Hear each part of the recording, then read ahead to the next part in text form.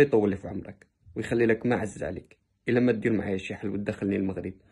خوتي المغاربه، الله فرحوني كيما فرحتوا في هذا المونديال والمنتخب المغربي، كيما فرحكم المنتخب المغربي. الله يرحم لكم الوالدين الا ما تفرحوني انا.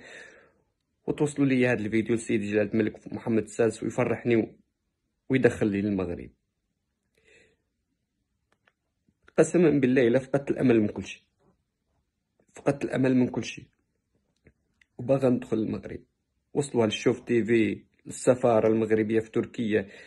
المهم اتمنى منكم تفاعلوا معايا وتوصلوا لي هذا الفيديو.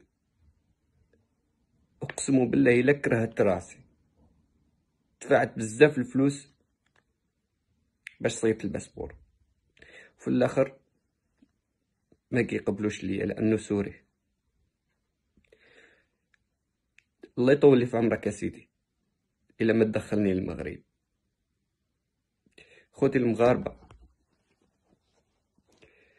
قسما بالله الا كنموت على هذه الرايه، كنموت على هذه الرايه، وباغا ندخل الاراضي المغربيه ونعيش تما فيها، نخدم تما ونعيش تما. سيدي جلالة الملك محمد السادس كناشدك من تركيا الا ما تدخلني المغرب. الله يطول لي في عمرك ويخلي لك ما عز عليك.